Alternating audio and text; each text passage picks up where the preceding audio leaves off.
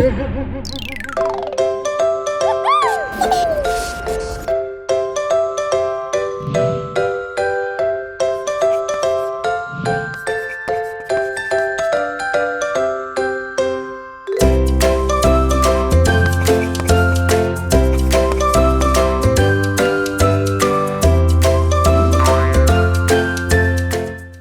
जोहार। कैसे हैं आप सब? एक बार फिर मैं आ गई हूँ आप सभी के बीच। आशा करती हूँ कि पहले और दूसरे सप्ताह के सत्रों से बच्चों को आपने बेहतर रूबरू कराया होगा। बच्चे भी कोविड अनुरूप व्यवहारों सहित सभी सावधानियां बरत रहे होंगे और अपने परिवार व दोस्तों को भी जागरूक कर रहे होंगे। तो चलिए बढ़ते हैं अगले सप्ताह की ओर। सप्ताह 3। इस सत्र में हम बच्चों को बताएंगे कि हाथ धोने से वे क्या समझते हैं, साबुन और पानी से हाथ धोना क्यों महत्वपूर्ण है और क्या वे हाथ धोने के सही तरीकों से अवगत हैं। इस सत्र का उद्देश्य बच्चों को साबुन से हाथ की साफ सफाई की जानकारी देना, साथ ही साबुन से हाथ धुलाई की महत्ता को समझते हुए भोजन के पहले, शौच के बाद या हाथ में लगी किसी भी गंदगी की सफाई करने के सही तरीके की जानकारी प्रदान करना है, जिसके लिए आवश्यक सामग्री बाल्टी, मग या लोटा, साबुन और पानी है। सत्र की तैयारी के लिए आपको तैयार रखना होगा हाथ धुलाई के लिए पानी से भरी बाल्टी, एक खाली बाल्टी और हाथ पोंछने के लिए एक तौलिया। तो चलिए अब बढ़ते हैं आगे की प्रक्रिया की ओर। बच्चों से पूछे कि हमें अपने हाथों को साबुन और पानी से क्यों धोना चाहिए। फिर बताएं, हम अपने हाथों की गंदगी और कीटाणुओं को साफ करने के लिए साबुन और पानी का उपयोग करते हैं, जिससे हमारे हाथों की सफाई हो सके। क्या आपको पता है कि हमें अपने हाथों को कितनी देर तक धोना चाहिए? फिर बताएं, हमें अपने हाथों को लगातार 20 सेकंड तक साबुन और पानी से धोना चाहिए। क्या आप सभी को पता है कि हाथ धुलाई 20 सेकंड तक कैसे करनी चाहिए? चलिए हम लोग इसे खेल खेल में सीखते हैं। अब बच्चों को एक खेल खिलाएं और कहें, चलो हम लोग एक खेल खेलते हैं। इस खेल के लिए एक बच्चे को बुलाएं और उसका नाम सुमन कुमारी रखें। शिक्षक आटा गूंथने के पश्चात हाथ धोने के तरीकों को दिखाते हुए सुमन के प्रत्येक वर्ण के साथ हाथ धोने के तरीकों को जोड़ते हुए स्पष्ट करें। इस खेल के द्वारा हम लोग हाथ धोने के 6 चरणों को सीखेंगे। अब बच्चों से पूछें कि क्या आप में से कोई हाथ धुलाई के इन 6 चरणों को बता सकते हैं?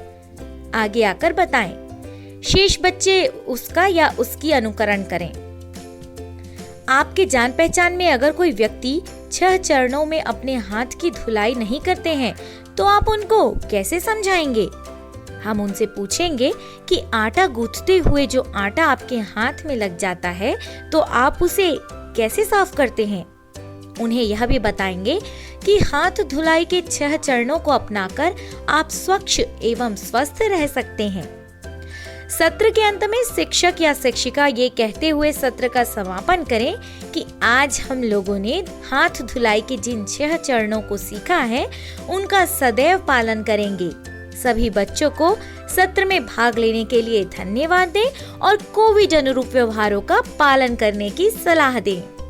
चलिए अब सप्ताह 4 की ओर बढ़ते हैं। सप्ताह 4 के सत्रों में हम बात करेंगे कि श्वसन स्वच्छता यानी रेस्पिरेटरी हाइजीन क्या है, खांसते और छींकते वक्त बच्चों को किन बातों का ध्यान रखना है, सार्वजनिक स्थानों पर थूकना मना क्यों है, बच्चे स्कूल में दूसरे बच्चों को श्वसन स्वच्छता के नियमों का पालन करना कैसे सिखाएंगे। इस सत्र का उद्देश्य है खांसने और छींकने की प्रक्रिया में कोरोना वायरस के प्रसार मार्ग को समझना, कोरोना वायरस की रोकथाम के लिए खांसते और छींकते समय अपनाई जाने वाली सावधानियों को बताना और श्वसन स्वच्छता में मास्क और शारीरिक दूरी की भूमिका को बताना, जिसके लिए आवश्यक सामग्री होगी मास्क, ग्लास, मग, लगभग आधा लीटर पानी। तो चलिए अब सत्र को गतिविधि के माध्यम से शुरू करते हैं। अब हम खेलेंगे एक खेल। जो भी बच्चे इस खेल में भाग लेना चाहते हैं वो आगे आ जाएं। इस खेल को खेलने के लिए हमें 4 विद्यार्थियों की आवश्यकता है। खेल इस प्रकार है कि हम लोग 2 बच्चों की जोड़ी बना लें। एक बच्चे ने मुंह पर मास्क पहना हुआ होगा और दूसरा बच्चा उससे 2 मीटर की दूरी पर होगा, जिसके हाथ में ग्लास या मग होगा और वो बर्तन पानी से आधा भरा हुआ होगा।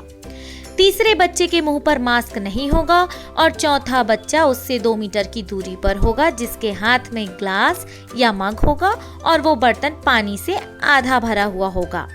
चारों बच्चे में सिर्फ एक बच्चा अपना मास्क उतारेगा।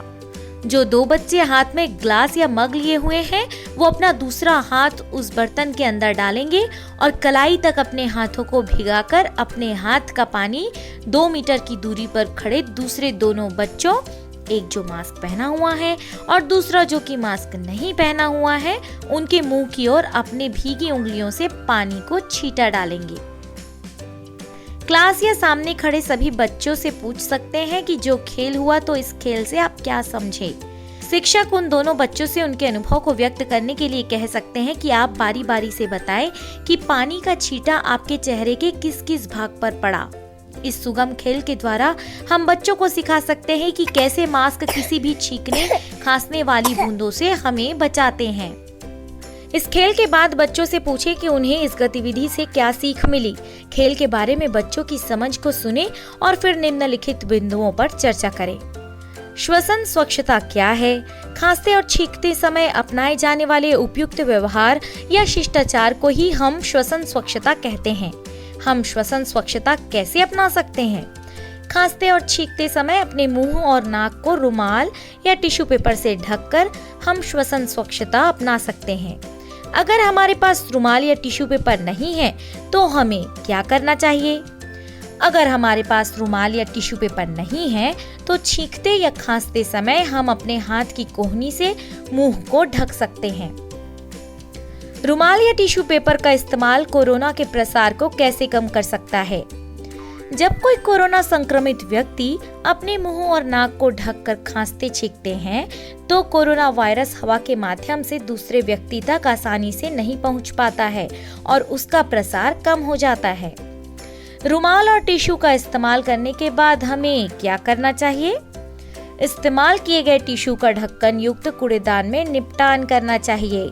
रुमाल को यथाशीघ्र धोकर धूप में सुखा लेना चाहिए। इसलिए एक से ज्यादा रुमाल रखने की सलाह दी जाती है और इसके बाद अपने हाथों को साबुन और पानी से अच्छी तरह धोना चाहिए। श्वसन स्वच्छता सुनिश्चित करने के लिए हमें और किन किन बातों का ध्यान रखना चाहिए? मास्क का उपयोग करें ताकि खांसते और छींकते समय हवा के माध्यम से वायरस का प्रसार रोका जा सके और चूंकि वायरस से भरी हवा की बूंदें भारी होती है तथा ज्यादा दूर तक नहीं जाती हैं, इसलिए कम से कम 2 गज की शारीरिक दूरी का पालन करना चाहिए। सत्र के अंत में बच्चों से इस खेल को घर पर भी दोहराने और परिवार के लोगों से इसके बारे में चर्चा करने को कहें। आज के लिए बस इतना ही। हम फिर मिलेंगे नए सत्रों, नए विषयों और नई गतिविधियों के साथ। तब तक कोविड अनुरूप व्यवहारों का पालन सुनिश्चित करें और बच्चों को भी निर्देशित करें। नमस्कार।